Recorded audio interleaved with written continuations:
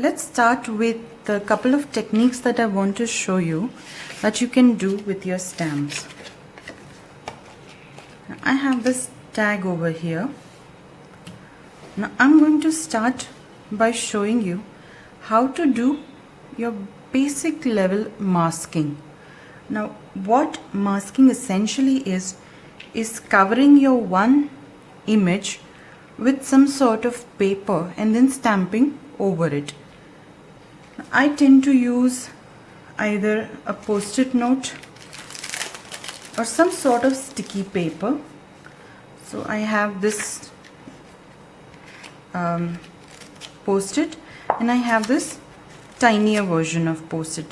When you're doing masking, the thinner the paper you have, the better result you will get at masking.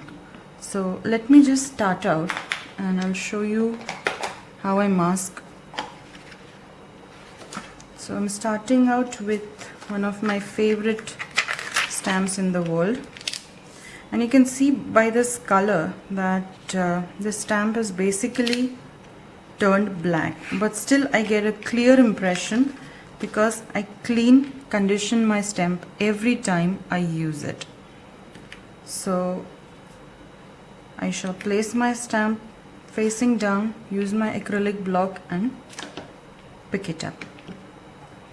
For this purpose I'm using Memento, one of my favorite black inks, and I'm going to be stamping with it. Give a good coverage. Now the first thing is I'm going to be deciding how I want my images to be. Do I want the topmost butterfly to be in the front, or do I want my lowermost butterfly to be in the front? Whatever you mask will be in front. Whatever you stamp after that will go in the background. Let me just show you. So I have stamped this one right on top at an angle. Then I shall take my post-it note, and always make sure you stamp a part of your image on the side that has the sticky strip. So here is my sticky strip. I'm inking the stamp again, stamping it such that I get a little bit of the image on the sticky side. Now I'm going to take my scissors and cut out this image completely. Okay, so now I have my mask cut out of my post-it note, and I'm going to place this mask. Now remember, this side is sticky. The upper part where I stamped over the sticky strip is sticky, and I'm going to cover this.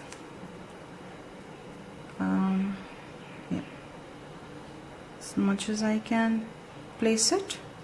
Okay, so now I've covered this butterfly. Now I'm going to stamp over it again. So I'm going to ink up my stamp again, and this time let's go this way. So now what I have done is I have stamped over my mask. So wherever my mask is, it will prevent an overlapping. So when I remove this, you will see that the second butterfly is behind the first. Now if I want to give another masked butterfly, I will reuse this mask, place it again on the butterfly that I have stamped, ink my butterfly and stamp again.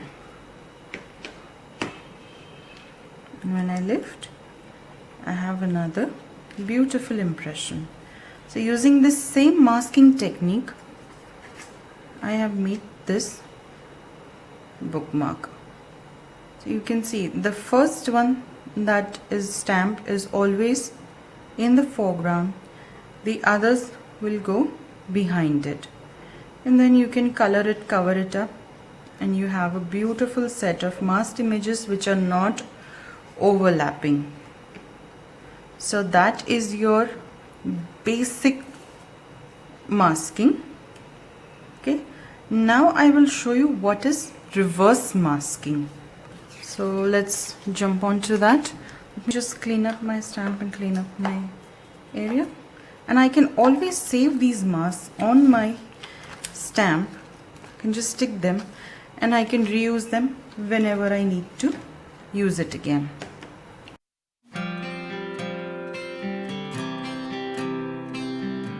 Okay, so now coming to reverse masking. Reverse masking is the opposite of masking. In masking, we are covering our main image. In reverse masking, we are creating a window and then stamping our image within that window. So let me show you how we go about it. I'm taking a post-it and creating a circle mask. I'm just stamping it and placing it in one corner. Now I have to make sure that any other space outside is completely covered. So I'll take another post-it and mask this area as well, so that I only get an image within this circle.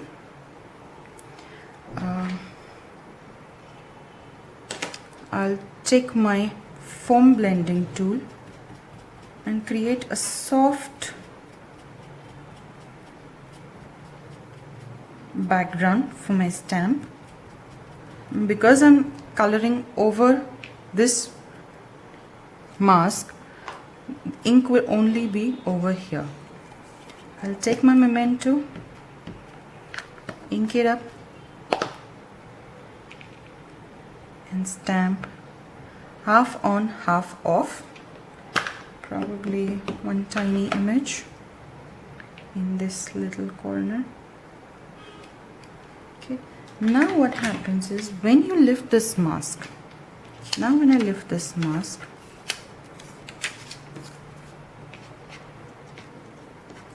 oh come on, this is what you get. So whatever the area outside, it hasn't been stamped. Only got ink in this area and stamping in this area. Now if you do not have stamps, punches, another easy way to do it is to use your invisible tapes or your regular masking tape, painter's tape, any other tape that you have. Let me show you something with this as well. So taking a bit of this tape, lining it with my grill. You have to be sure what area you want to mask in. So I'll probably go in here.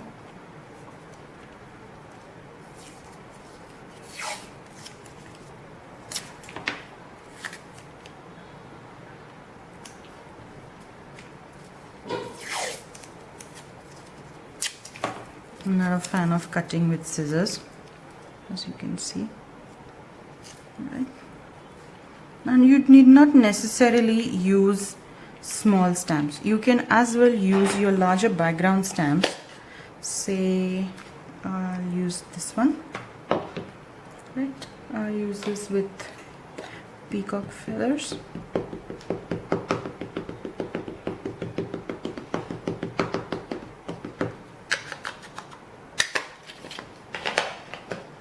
And stamp it. Now what I get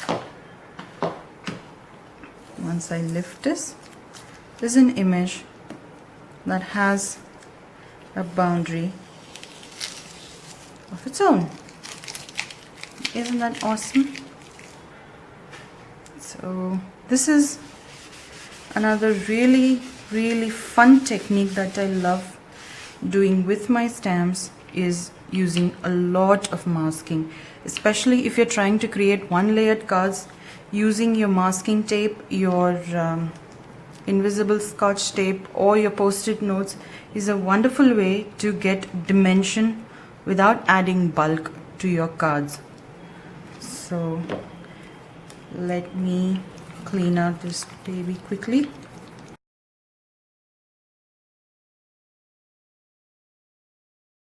So now I'm going to show you something called as selective inking. Selective inking is basically using your stamps in a way completely different than how they were designed. Now supposing I have this stamp. It says sweet birthday wishes, but I want them in a straight line, or probably I don't want the word sweet, I just want birthday wishes. So how do I do? Let me just show you. What I do is, let's start with let me show you with this. So I have this sweet birthday wishes, but I only want the word birthday wishes.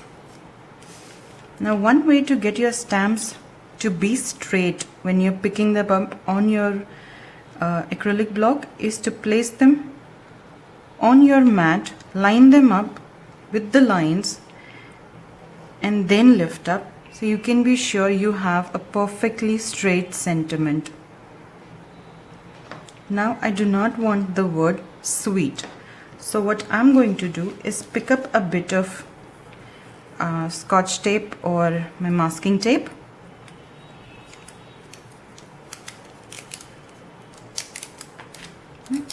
and I'm going to place it over the word sweet.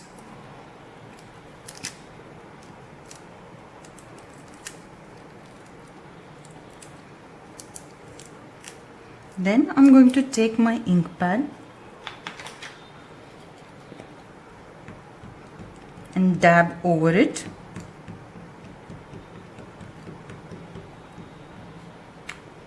And then remove the tape and carefully see if there are edges that haven't been inked. Just making sure that nothing of the sweet has inked, and then I can take and stamp it, and I've only got the word birthday wishes. So I've selectively inked only two parts of it, leaving the word sweet. So you can use your tapes to do this. Let me show you another example.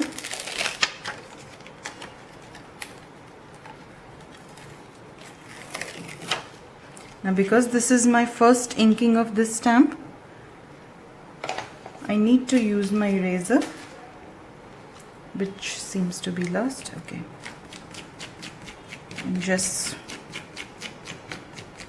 run over it, place it on my block. Now in this stamp I want to stamp the word heart in red and the rest in black. So what I'm going to do is again pick up my tape,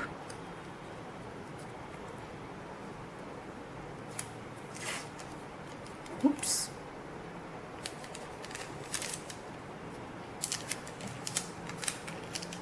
put it over the word heart, ink it in black. Where is my black? Here it is. So I'm going to ink it, lift this up, and make sure that none of the edge or anything has got any black ink.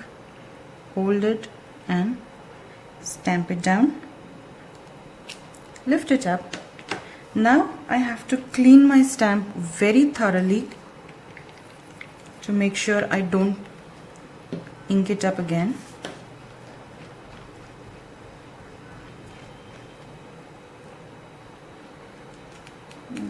Now I'm going to take the tape. You could reuse, just clean and reuse your tape.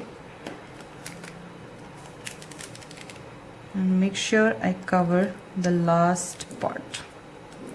And then now I'm going to take pale tomato and ink up my heart word.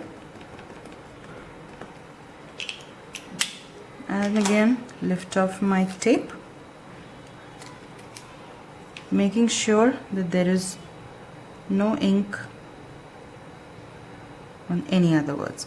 Now because this is a clear stamp, I can look through and place it right exactly where it's meant to go,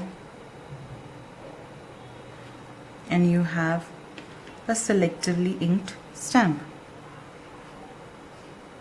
So this is another way you can use your stamps.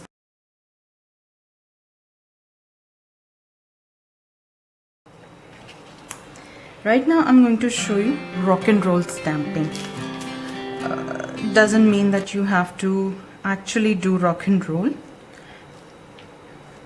Let me pick a stamp that will show it better actually.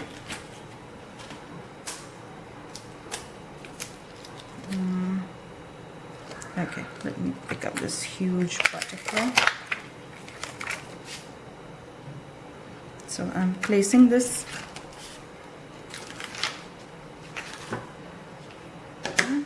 So what rock and roll essentially means, first you take a light color. I'm using red and brown for this. Right, so I'm using a light color.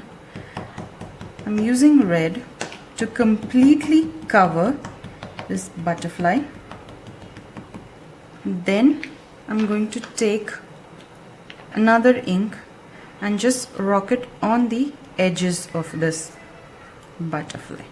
Now this is the reason why I love these teardrop ink pads, because it allows you to get close to the edge without completely contaminating the color. If it was this big ink pad, I probably would not have been able to get close to this.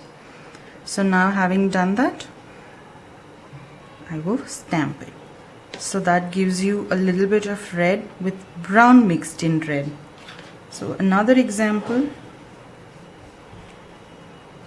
perhaps let's do the same thing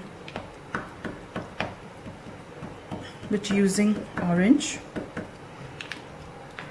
And now I'm just going to use the tip of my ink pad to go around the corner, just a bit.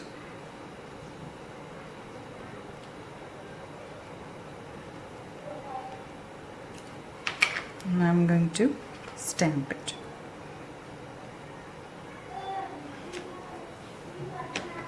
So without any effort, just using my ink pads, I'm able to get such beautiful, beautiful images.